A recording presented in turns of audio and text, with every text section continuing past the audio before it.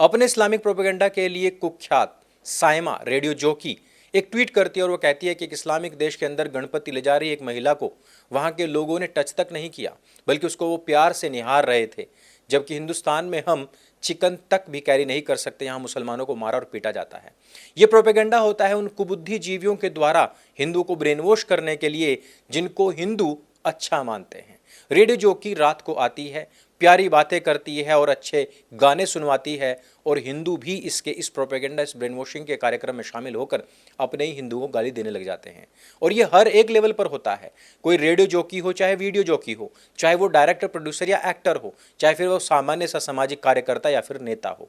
हम हर एक के बारे में बात करेंगे, और बात करेंगे सूरत में किस प्रकार से गणपति पंडाल के ऊपर किए जाने वाले पथराव और नाबालिग लड़के और लड़कियों के द्वारा हिंदुओं को मारे जाने, तथा उसके बाद में जो वहां के गृह राज्य मंत्री हर्ष सिंघवी का ट्वीट आया, इन सब के विषय में। और बात करेंगे किस प्रकार से भगवान श्री राम के मंदिर में जब प्राण प्रतिष्ठा चल रही थी, तब किस प्रकार से हिंदुस्तानी मुसलमान जो पाकिस्तान के स्लीपर सेल बन के बैठे हैं, वो ही भारतीय जनता पार्टी के कार्यालय को उड़ाने वाले थे। और जिसके इशारों पर यह काम चल रहा था, वो ही वो व्यक्ति है जिसने लगातार हिंदुस्तान के अंदर ट्रेन्स को डीरेल करके लाखों की तादाद में लोगों को मारने का प्लान बनाया है। और उस पाकिस्तान में बैठे हुए आतंकवादी के प्लान को अमली जामा कौन पहना रहा है? आप ही के भाईजान लोग। और साथ ही साथ दो खबरें, एक अच्छी है, एक बुरी है। अच्छी खबर यह है कि आप लोगों ने जो मेरी सहायता की है, वो मेरे केस को लड़ने में काफ़ी मात्रा में सहयोगी हो रही है, और जितना कर्जा मेरे ऊपर हुआ था उसमें काफ़ी मात्रा में आप लोगों ने सहयोग प्रदान कर दिया है। दूसरी चीज कि हमारी पुस्तक ढाई मोर्चे के चक्रव्यूह पर एक तलवार लटक गई है, और वो ये कि जब हम इसको केवल सनातन हाट से देते थे तो हम किसी भी टोपीधारी को नहीं देते थे, लेकिन आपकी डिमांड के बाद जब ये अमेजन पर गई तो वहां पर काफ़ी लोगों ने इसको खरीदा, और खरीदने के बाद में अब इस पर काफ़ी सारी आपत्तियां खड़ी कर दी हैं। द्वितीय संस्करण की कुछ ही पुस्तकें हैं जो गोदाम में पहुंच चुकी हैं, लेकिन वो तो जरूर निकलेंगी। लेकिन तीसरा संस्करण आएगा अथवा नहीं, उसके लिए हमें एक लंबी कानूनी प्रक्रिया से भी गुजरना पड़ सकता है। तो जिनको ये पुस्तक चाहिए जल्द से जल्द ले लें, क्योंकि हो सकता है कि हमें ये पुस्तक वहां से भी हटानी पड़ जाए। तो हम सबसे पहले बात करते हैं सूरत के विषय में। आप सभी को पता है कि गणपति पंडाल सजे, गणेश चतुर्थी को सब और सभी हिंदू लोग जो भक्ति भाव में डूबे हुए रहे, लेकिन उसी दौरान मजहबी आतंकवादियों ने एक गणपति पंडाल के ऊपर पथराव शुरू कर दिया।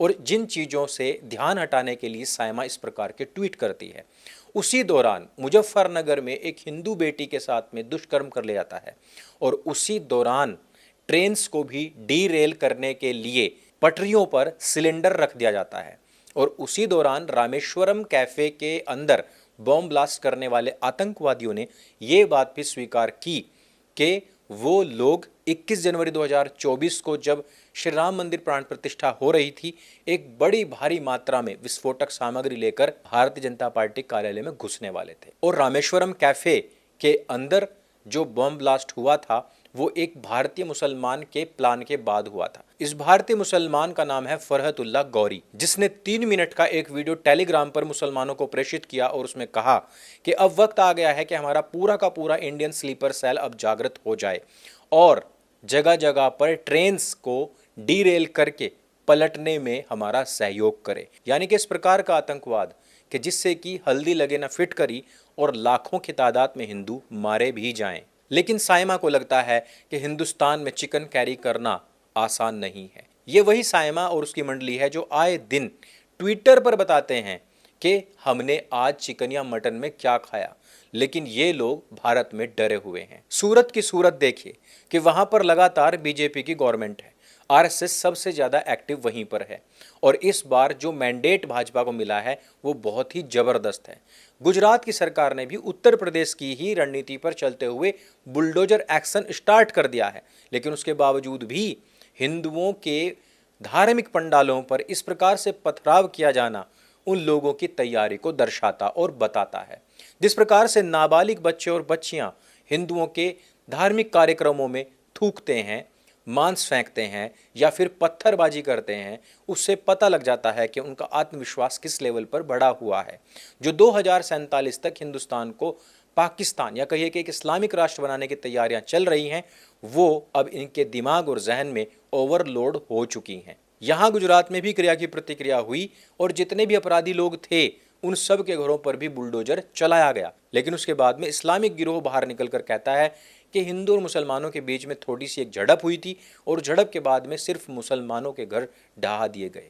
ये होता है ब्रेन वॉशिंग का एक आसान तरीका, जिससे कि अपने धर्म और अपने देश में क्या चल रहा है उससे डिस्कनेक्टेड युवा लोग समझते हैं कि हाँ हिंदुओं की ही गलती है, और उनका मोरल तो डाउन होता ही है, साथ ही साथ वो एक ऐसे इन्फीरियरिटी कॉम्प्लेक्स में चले जाते हैं जहां से वो हिंदुओं को ही गाली देकर उल्टे विपक्षी की ही ताकत बनना शुरू कर देते हैं। इसीलिए मैं बार बार कहता हूं कि सबसे पहले हम हिंदुओं को तो हिंदू बना लें, क्योंकि हिंदू ही आज की तारीख में हिंदुओं का सबसे बड़ा दुश्मन है, जो कि इस प्रकार के जिहादियों को डिफेंड भी करता है। जिस समय पर साइमा ये ट्वीट कर रही थी उस समय पर मुजफ्फरनगर के सिखेड़ा में नाबालिग हिंदू लड़की के साथ में दुष्कर्म करने वाले तालीम और सलीम का एनकाउंटर करके उत्तर प्रदेश की सरकार ने लंगड़ा कर दिया था। लेकिन हिंदू बहन बेटियों के साथ में दुष्कर्म क्यों चल रहे हैं?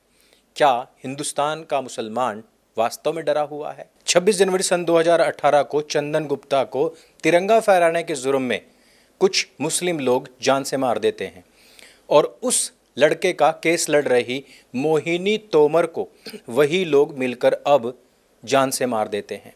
उनका नग्न शरीर एक नदी से प्राप्त होता है और इन हत्यारों के नाम आप जरा सुनिए। मुस्तफ़ा कामिल, असद, हैदर, सलमान और मुनाजिर। मुनाजिर वही व्यक्ति है जिसने चंदन की हत्या की थी और आपको लगता है कि हिंदुस्तान का मुसलमान डरा हुआ है।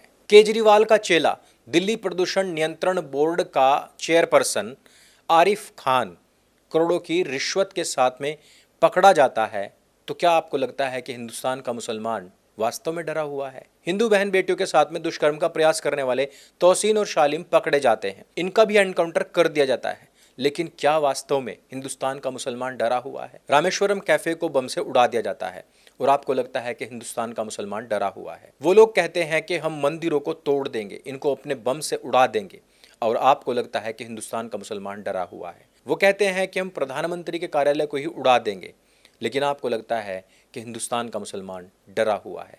Actually they are not in danger, they are the danger.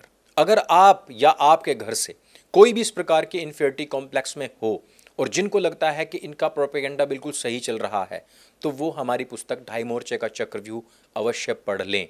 इसका लिंक हमने डिस्क्रिप्शन और पिन कमेंट में दे दिया है। साथ ही साथ हमारे ऊपर चल रहे अभियोगों में सहयोग करने के लिए इस QR कोड पर जाएं और वहां पर आप हमें सहयोग कर सकते हैं। एक बार फिर से मैं आपको बता दूं कि इसका तीसरा संस्करण हो सकता है कि कुछ बड़े अमेंडमेंट्स के साथ में आए, तो जो कॉपीज़ हैं उनको जल्द ही जाकर आप ले लीजिए। तीसरे संस्करण के लिए अभी खेद है। अगर ये वीडियो आपको अच्छा लगता है, जानकारी से भरपूर लगता है, तो उसको सबके साथ में शेयर अवश्य करें।